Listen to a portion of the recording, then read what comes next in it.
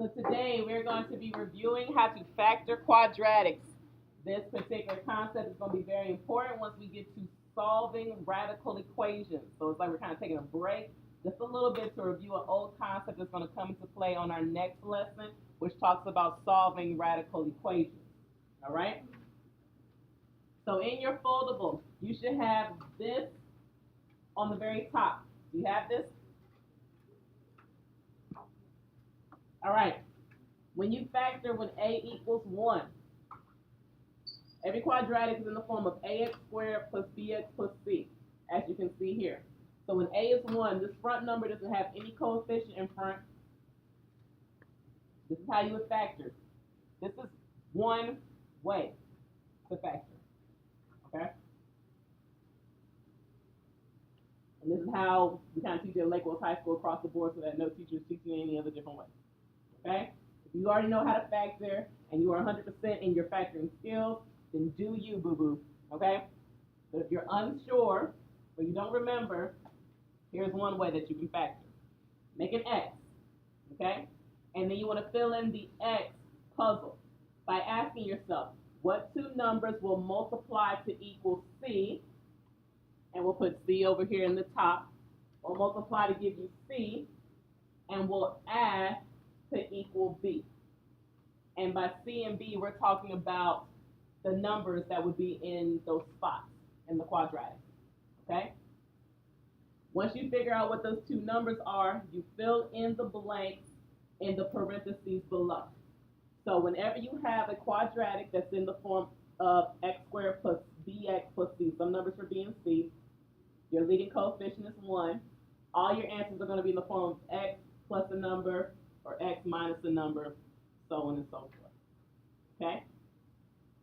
The main thing is that when you're dealing with quadratics, you want to make sure that everything is on one side and it's equal to 0, okay? So flip up that first section. On the lines, we're going to do some examples underneath, okay? We're going to do these 4 together, and then I'm going to have you guys do some on your own, okay? Actually, 2 on your own. So here, we have n squared minus 3n plus 2 equals 0. It's already where everything's on one side equal to 0. Our leading coefficient is a 1, so we're good to go. So we can go straight to filling in our x puzzle. What's c in this problem? It's 2, so I'm going to put a 2 at the top. What's b in this problem? It is a negative 3. So if either the b or the c has a negative in front, you take the negative with it, okay? All right? Now, you pretty much just have to fill in your parentheses. You ask yourself, what two numbers multiply to give you 2, add together to give you a negative 3? What are those numbers? Abby? Negative 2 and negative 1. A lot of us like to use the side parts of the x to put down the numbers that we figure out, okay? And then all you do is you just fill in your parentheses. Once you figure out what your two numbers are, you just fill in the parentheses. That's going to be n minus 2 and n minus 1. And you're done. You have factored. I know on the foldable it says x plus and x plus. Well, depending on the variable, you use whatever variable you're given. And if they're both negative, or if one of them's negative, you put a minus sign, not a plus sign. Is everyone okay? Pretty straightforward. Any questions? Let's look at number 2. Everything's on one side, equal to 0. And my a is 1. My leading coefficient is 1. I can go ahead and fill in the x, my x puzzle. What's my c? And that's going to go on the top of my x. And what's my b? 1. It's 1. And where's 1 going to go? On the bottom. And I ask myself, what two numbers multiply to give me negative 2? Add together to give me 1. Joanie. You said 2 and negative 1. 2 times negative 1 is negative 2. 2 plus a negative 1 is a 1. Very good. Once I have my two numbers, I write them in my parentheses. Yes? Okay. And it's in the form of what? A little louder, with confidence. X plus 2, x minus 1. And we're done. Look at that. Look at that. Yeah. Questions? So far, so good. Questions? Okay. And which part?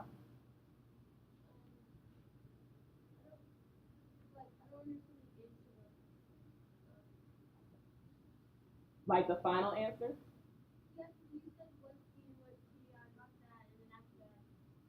Okay. So remember, once we fill in our X puzzle with our C and our B, we ask ourselves, number 2, that's the key thing. What 2 numbers multiply to give us C and add to give us B? So you have to think, what 2 numbers multiply to give me that C, that constant, that value? So for this particular problem, we're trying to figure out what 2 numbers multiply to give us 2.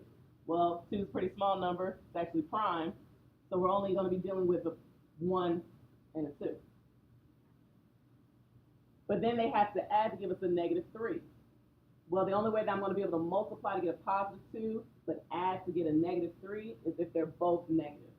And so those 2 numbers of negative 2 and negative 1 go into those spaces in this general form right here. Okay? So whatever you figure out what those 2 numbers are, it's going to be x plus that number or minus that number, and then x plus that number or minus that number. Does that make sense? Sure?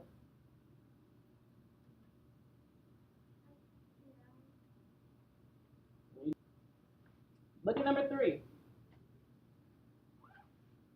This one's different from 1 and 2. Why?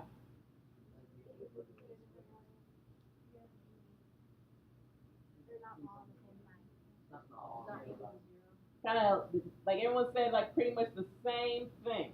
The same thing. Okay? It's not equal to 0. I got my A and my B and C on different sides. They should all be on the same side. My suggestion to you, bring everything to one side, and more in particular, where the side where your squared term is, that P squared, I would leave that alone and bring over everything else. It makes a difference when A is a positive 1 versus a negative 1. It makes a difference, okay? So to get everything on the same side, what am I going to do to this negative 3P? I'm going to add it over here. And then what about that 40? I'm going to subtract it as well, okay? Can I combine P squared with a 3P and with a negative 40 to get like a negative 36P or something like that? No. Don't try to combine all these things together.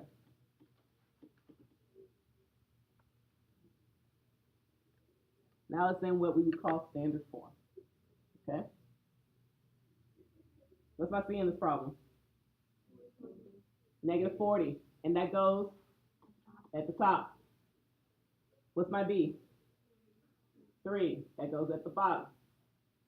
Now you have to ask yourself, what 2 numbers multiply to give you negative 40 but add to give you 3?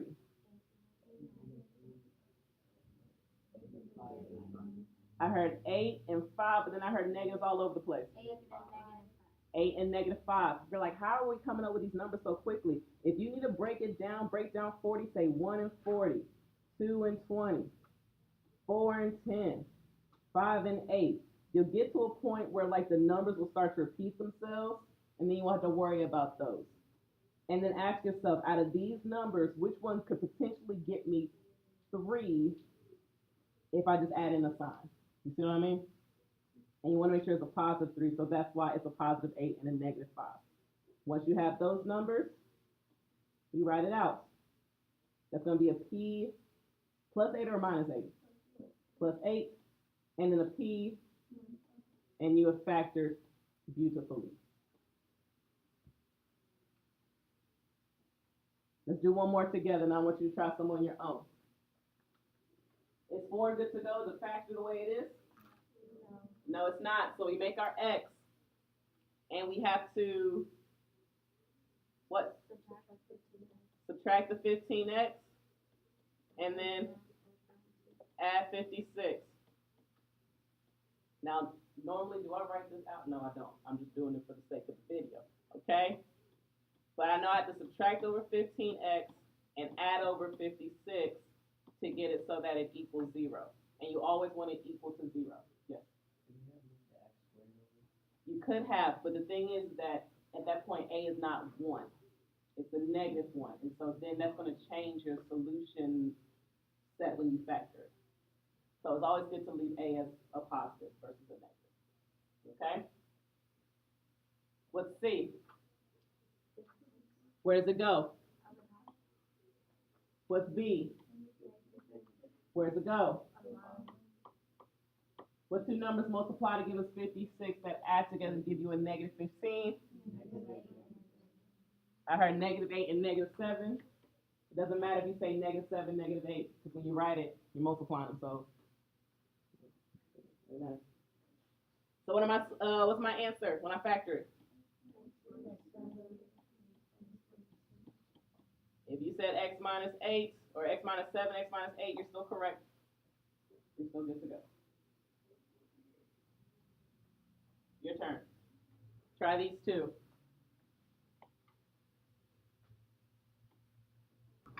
All right, this particular problem. Amy, how'd you start?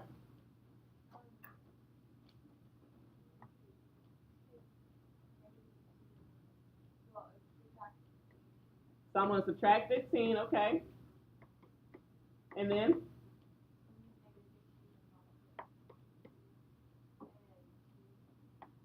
Yep. 5 and negative 3. 5 times negative 3 is negative 15. 5 plus the negative 3 is a positive 2. Good stuff. So then our answer is awesome. Good stuff. Over here, how do we start? Alyssa.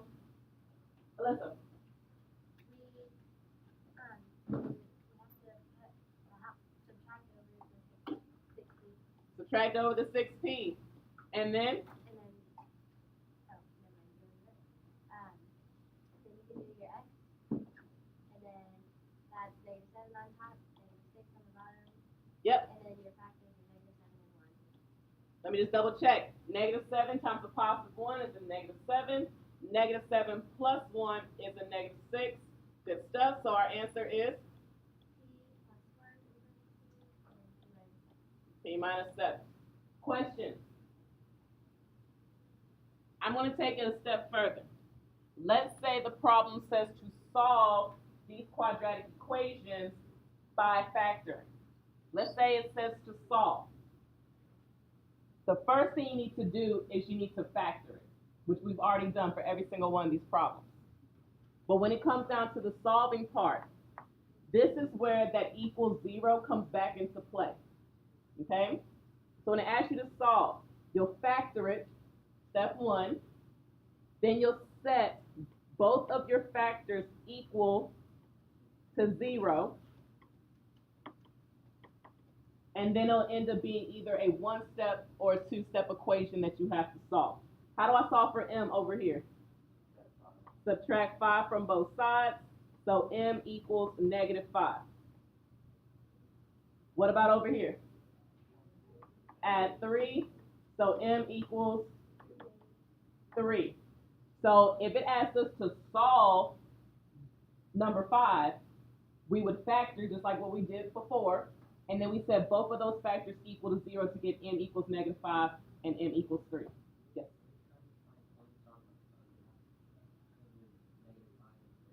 Essentially, yes. Now, these aren't one point put together. These technically represent where this quadratic crosses the x-axis, but we'll get to that in due time. But yes, these represent the x-coordinates of those. Exactly. Over here, we would do the same thing. Set it equal to 0. We have p plus 1 equal to 0, and p minus 7 equal to 0. Solve this one. How do we solve it? Subtract 1, p equals negative 1. Over here, add 7, p equals what? So then these will be your solutions if it ever asks you to solve by factoring. Everybody understand that? You gotta do your homework. Okay, solve it. You gotta go to that next step. Sound good? When A is bigger than 1. When A is bigger than 1, okay? I don't know how you guys learned this, okay? But the way that we teach it is slide, divide, bottoms up.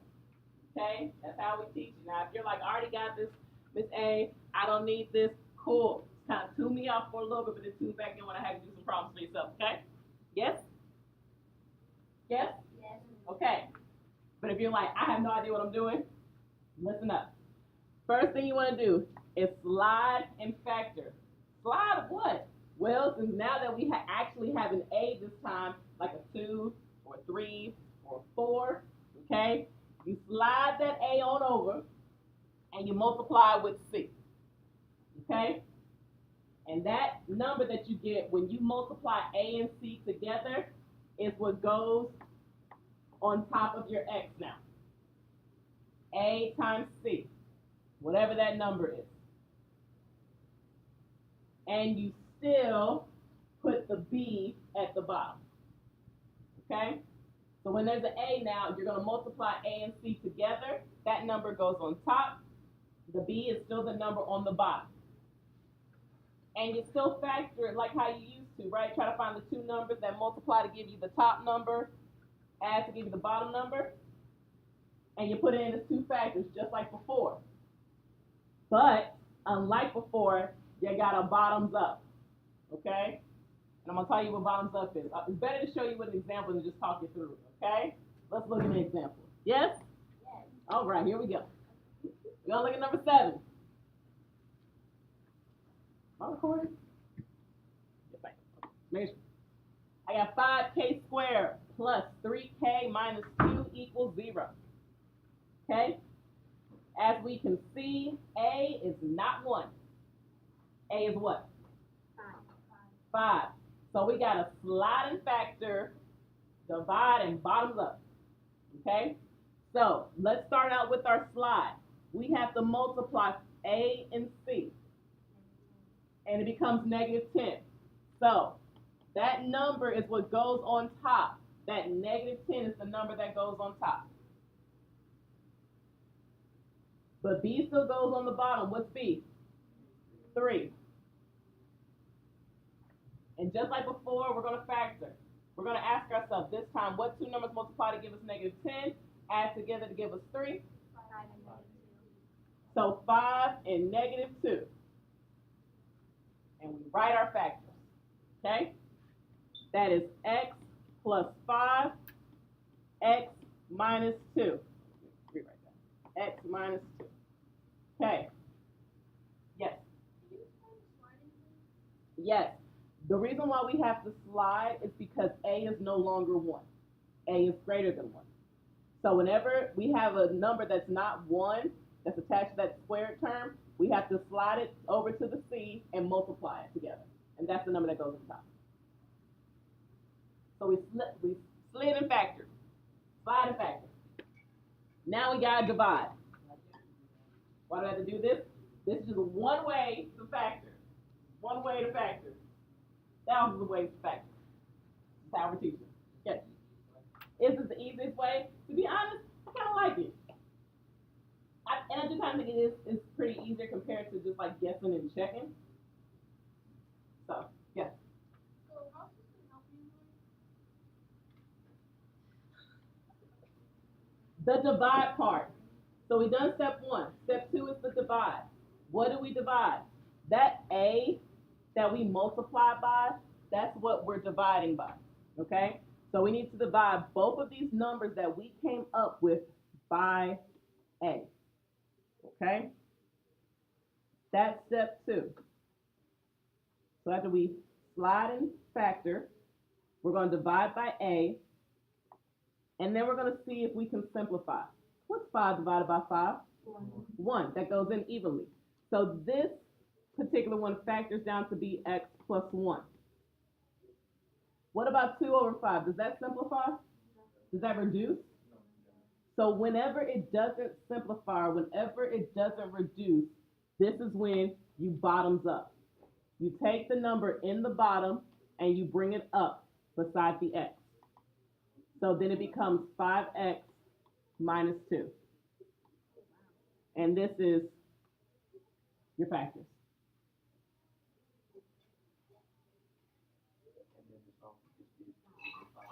Yep. And then to solve it, you would set both of the factors equal to 0, and then you go from there. I see some puzzled looks on faces. I'm going to do it again. I am going to do it again. Yes? Can you just do like 5k over 5 and then 5k over -2? And then reduce that? Yes. And you'll still end up the same thing, except that time, instead of it being bottoms up, it's top down. It's another way to factor. It's how at Lake Worth High School we used to teach you how to factor. Taylor? Because whenever it's factored, it's always whole numbers. Or let me rephrase that. It's always integers, never fractions within the factors. I 10%. Yes. Let's look at the second one. We got 5m squared plus 13m minus 6. First thing we're going to do is slide, multiply a and c. What's 5 times -6? -30, and that goes at the top. What about the bottom? 13. And then we factor.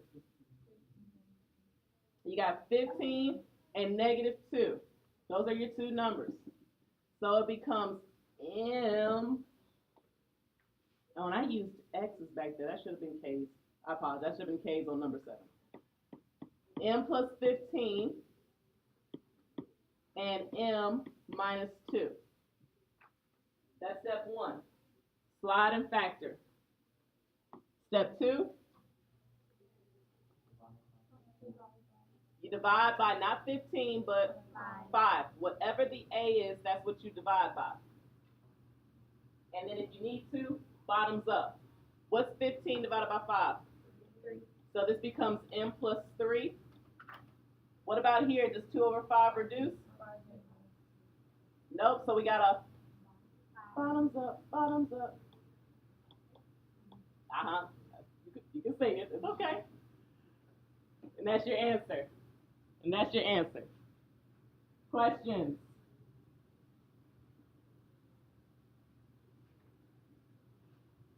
Before I can slide, divide and bottoms up with number 9, what do I need to do? Subtract over 2p and the 5. Get it all on one side and still make sure that a is positive. Don't deal with the negative a. It's only going to make things even more complicated. Okay. Step 1. Slide. Careful. -15. That goes on top. What goes on bottom? -2. It's going to be a -5 and a +3. So now it becomes p minus 5 and then p plus 3. What's step 2? Divide by 3. Does 5 over 3 simplify?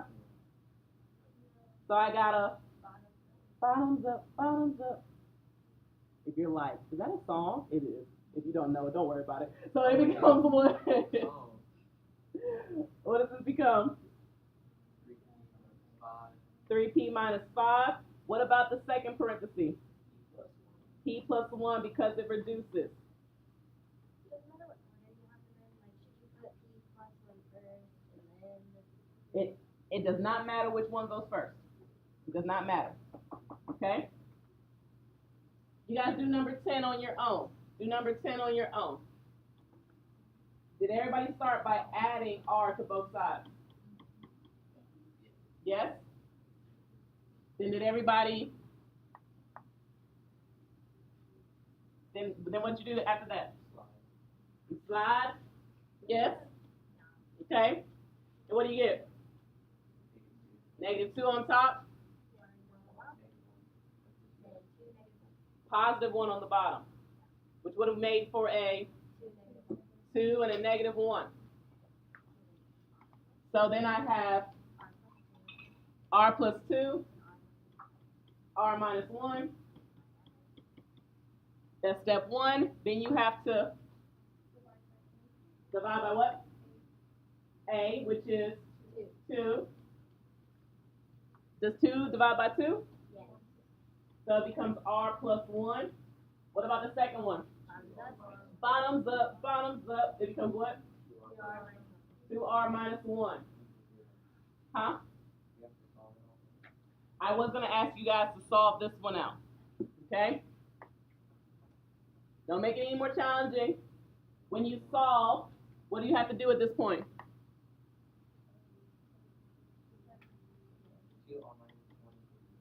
2r minus 1 equals 0 and r plus 1 equals 0. A quick 10 seconds to solve both of these.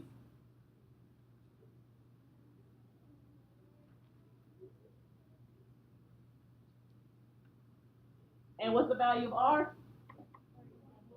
Negative 1 and 1/2. If it ever asks you to solve, these would be your solutions. If it just asked you to factor, it would have been the last thing I wrote in black. Okay? 2 more on you. I want you to factor and solve. I want you to factor and solve. Can we go to the next page? Yeah, if you need to go ahead and head to the next page.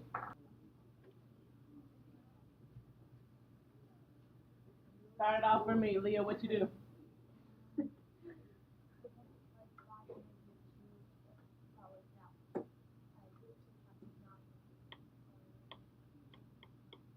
Subtracting 9x, and then you what? To get? Okay. Uh-huh. Negative 10 and 1, okay. And then?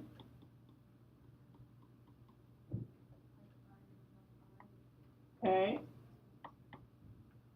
And when you did that, what you end up with? Awesome stuff. Okay. I did ask you to solve it. Did you solve it? You said both of them equal to 0? Okay. What was your first value? Uh-huh. X equals what? Positive or negative? Should be a negative. So remember, we got to subtract 1 to start, and then divide both sides by 5. All right. Good job. Number 12. Garner. Uh-huh. Okay.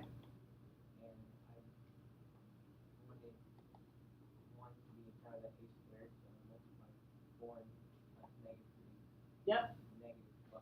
Okay.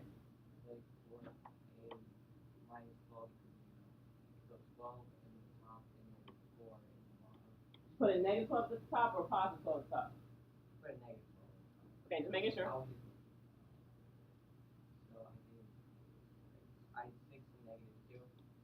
Okay.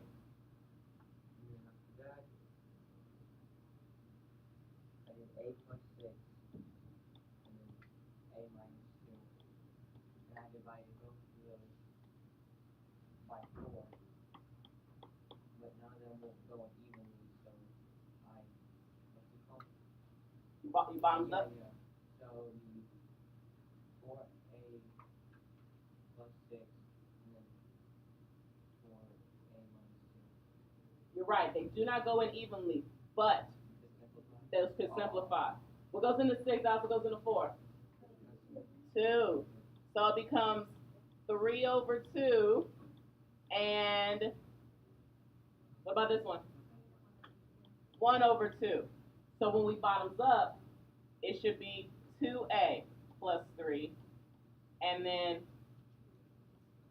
2a minus 1. Okay? So even if it doesn't go in evenly, if it does reduce, then you want to reduce it. Okay? Yes?